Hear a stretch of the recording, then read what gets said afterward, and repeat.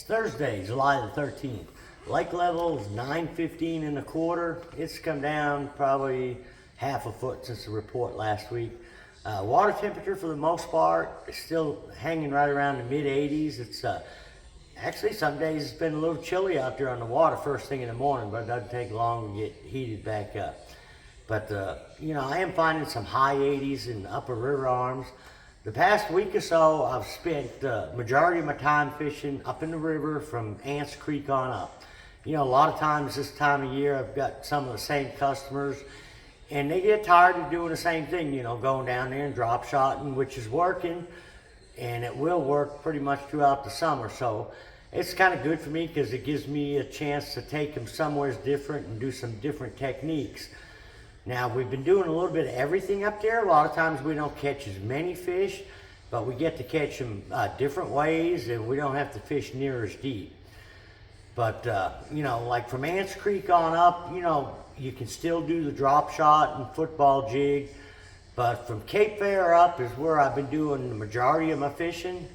And what we call the structure fish are definitely starting to get grouped up a lot more on them long points, and even without no current moving at all, what little bit of generation they've been doing has been late in the afternoon for a couple hours, and then it seems like wee hours in the morning.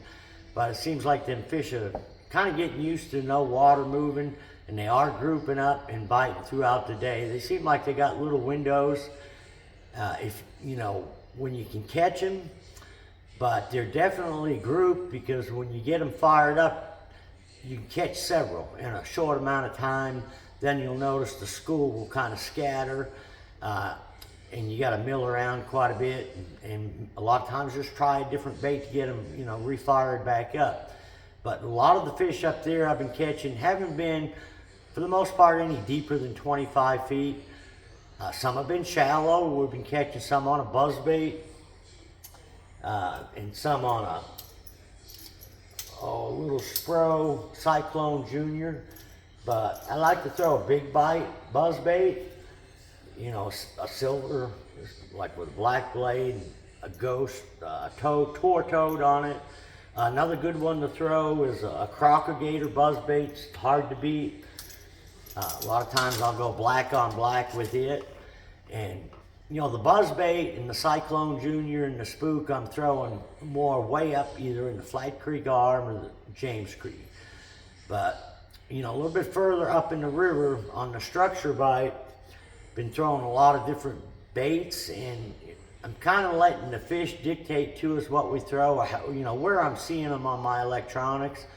Some days they're suspended, and they really necessarily haven't been around brush. They've been more shad related than they have brush, but they're out there. A lot of times when they're actively feeding, they'll be up on top of the points. When they're not real active, they'll be on the sides, on the roll-offs, where the rock gets a little bit bigger.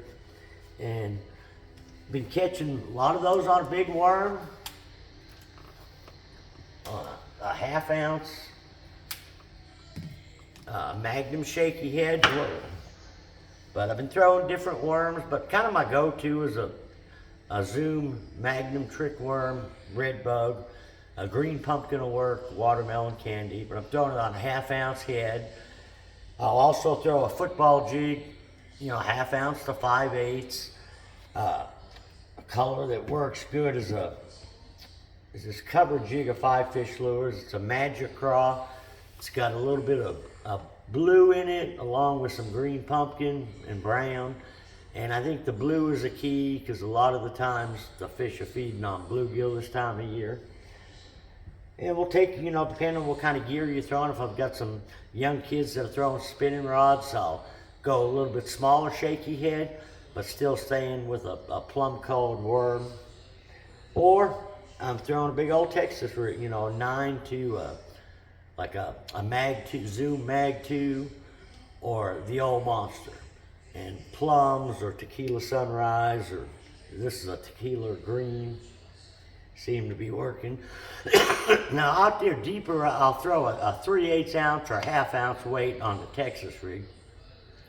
But when we get up there shallower, I'm talking quite a ways up there where there isn't but 15, 18 foot of water or less left.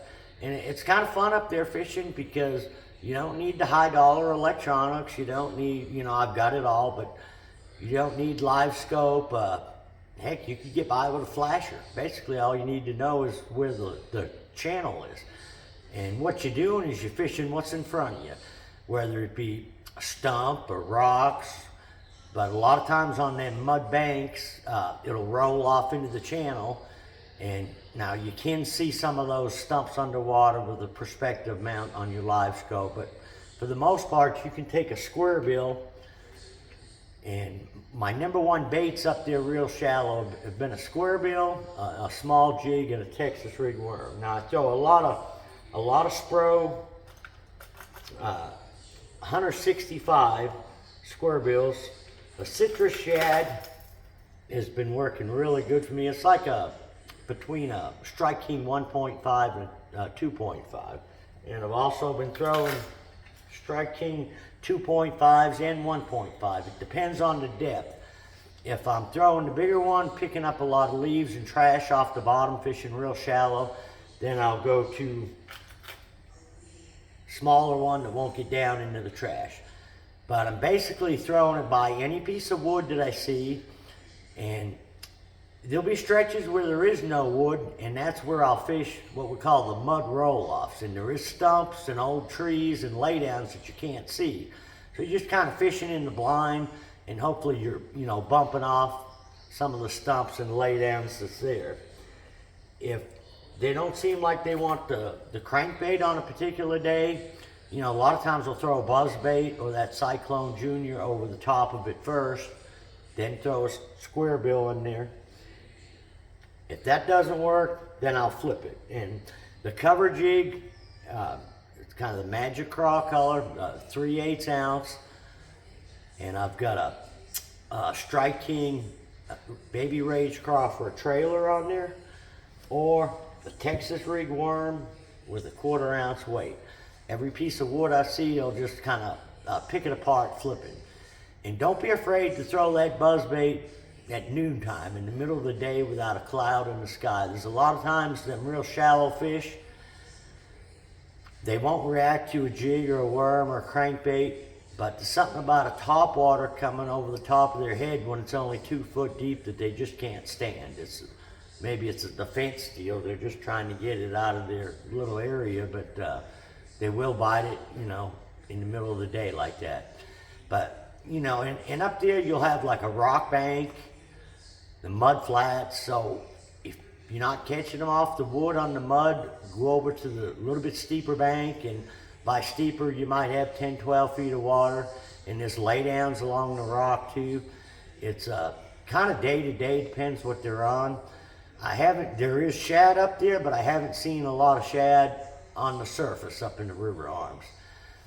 Now some days, and it seems like when they're generating water, which they hadn't been generating hardly any, you will see the shad on the move a lot more, and you'll see fish chasing the shad.